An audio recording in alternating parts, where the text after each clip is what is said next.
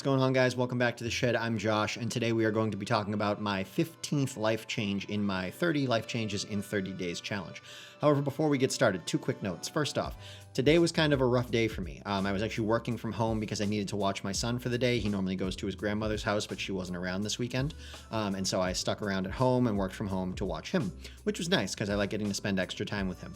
However, last night was rough for me. I kept waking up throughout the night. It wasn't related to anything that I'm doing for this challenge. It was just random stuff that happened throughout the night. The dog getting weird and the baby getting fussy and my wife waking up and then waking me up. And so it was just a rough night. When I woke up this morning at 4 a.m., I was way too tired. When my alarm went off at 4:30, I was still really woozy and I didn't feel right.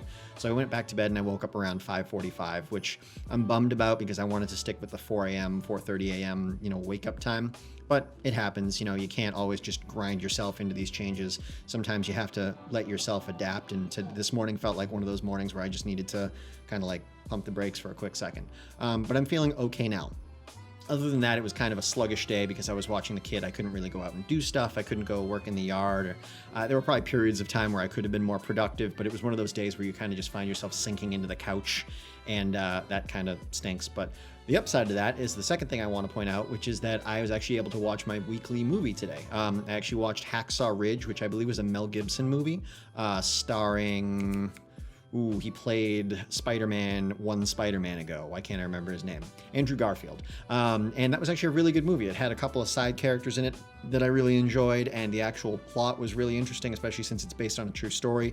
Really miraculous what he did, and sort of his growth through where he started in like a small town and into the military and then saving something like 75 lives in the course of a week.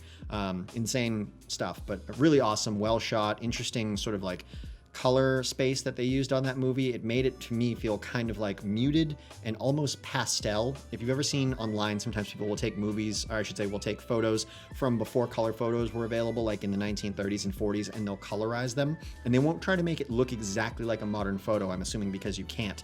But instead it looks like kind of what you would think if color photos were available in that quality, in that time frame. Makes it look like what you think they would look like. And it's cool. It's like I said, it's this like muted pastel tone, desaturated kind of look. And I feel like parts of the movie had that going on for it. Like skin tones looked really soft and beige as opposed to like really, not orangey, but like really tan and I guess kind of orangey. And yeah, everything just kind of looked kind of muted and pasteled almost. You'd have to watch it to see what I'm getting at. But yeah, it was a great movie. I enjoyed it. I would recommend you watch it. Like I said, I believe it was a Mel Gibson film, and obviously Andrew Garfield's the main character. Some other people in there. Vince Vaughn was one. The guy who played Andrew Garfield's father, or the character's father, was God, I'm forgetting his name now too. V for Vendetta and Agent Smith from The Matrix, and oh God, he's also in Lord of the Rings. But anyways, moving on. Today's change is going to be learning a new language. All in one day, just like that. We're just going to learn a new language. Done. All right, good. No, it's actually that I want to learn Greek, or at least try to learn Greek. My wife is Greek. She's actually, I want to say, a first-generation immigrant. Her mother came here when she was 18 from Greece. Her father was born here, but he is like pure-blooded Greek. So is her mother, and so is all of her extended family, like in both directions. It's just Greek all the way out. And so they obviously all speak Greek, or most of them speak Greek. They go to a Greek church, they have Greek festivals, they eat Greek food, celebrate Greek holidays, have Greek traditions. It's just all Greek. It's basically the movie My Big Fat Greek Wedding. If you haven't seen it, go watch it, and then come back to this video, and trust me when I say that it is like 95% accurate and exactly how most of my life was from when I met my wife to like marrying her and now. It's like just super, super accurate. But anyway, so I obviously want to try to learn some Greek because a lot of times I'll be hanging out with the family and stuff like that, and they'll speak Greek because some of their older relatives only speak Greek. They just don't speak English. And then also just they've spoken their whole life. Like it just gets thrown around, it gets mixed in with English. And so it's not like I feel like they're saying anything about me and I'm worried and I want to eavesdrop. It's just that I feel like it would be fun to participate. Like I could walk into the house and say hello to my wife's grandmother in Greek and she would actually understand what I'm saying and she could respond. Because as it is, I know like 3 words in Greek and she knows like 3 words in English, so we can't really like communicate at all. And when it's just the two of us sitting in a room, we kind of just look at each other and go, good. And it's just really kind of awkward. Not awkward, but like, I wish I could say more. As it is, I can say like potatoes, rice, meat, hello, good and bad. Like those are the only words that I know how to say. And then I can name the desserts that I like. So they're obviously like you would say a tiramisu or cheesecake. I can name in Greek the specific Greek desserts that I like because I like them and I want to ask if we're having that. And so I'll kind of just like point and ask, is that? And people will either say yes or no. So yeah, it's not really useful language skills that I have in Greek yet.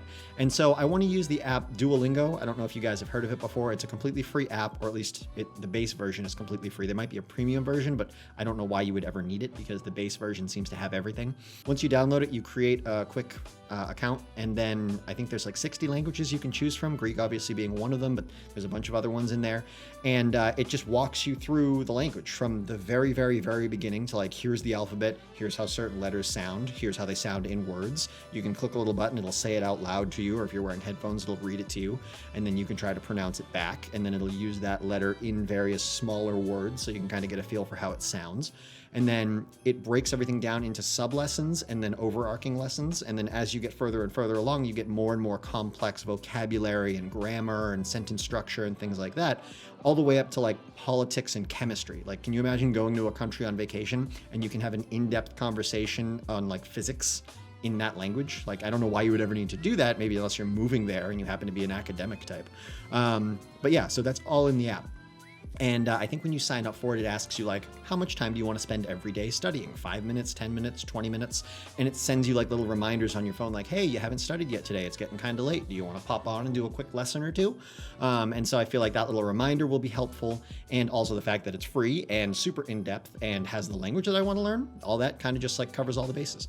So yeah, that's going to be the life change that I add for today. I'm going to be trying to learn Greek. I'll be doing probably about 10, 15 minutes on Duolingo every day and just see where I get. I doubt I'm going to become super fluent, but at least I could maybe carry a small conversation with some broken grammar or chit chat type talk. You know, that's really all I'm looking for. I'm not looking to like give sermons in the language or anything. So yeah, that's the change for today. Thanks for checking this video out. I hope you guys have enjoyed it. I hope you have time to go back and check out the previous videos if you haven't yet. And if you haven't yet, I hope you go down below and click on the notification bell, subscribe, and that way you won't miss any future uploads either. A quick note on future uploads. I have kind of hit the end of my predetermined list of changes that I wanted to make. This was the last one that I had. I have a few that I'm kind of floating the ideas of around in my head, but I'm kind of out of ideas for changes. I'm kind of shocked that I have been able to stick to the ones that I've added so consistently so far. And so I'm kind of out of ideas for the remaining 15 days of what changes to add. So if anybody has any recommendations, maybe post them down below. But even if I can't think of any, I'm still going to continue to post a video every day because that's one of my challenges. And I'll basically just use the video to update you on how everything's going. I've got some weight loss going. I've felt better with my workouts. I feel like I'm getting form in my workouts, which is nice. I've been doing better with sort of controlling my meals and my eating and not feeling hungry leading up to my meals. I've been doing better with water consumption. Other than today, I've been doing great with getting up early in the morning, cleaning up around the house, checking the mail, things like that. Everything's been going pretty good. Sometimes it's hard to stick with stuff. Sometimes it's like 9 o'clock at night and you're like, I still have 4 different things I said I was going to do that I didn't do. But usually you can just kind of like run around. And then a lot of them you can multitask. Like once I edit this video, while it's encoding, I go work out. And then when I'm done working out, I go back to the laptop. It's done encoding. I start the upload to YouTube. I go shower. I come back out of the shower. The upload's done. I do a couple final quick like edits to the upload and I hit publish. Cool.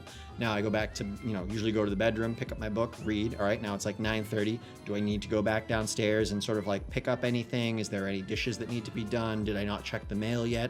That maybe kills 10, 15 minutes and then, head up and get ready for bed.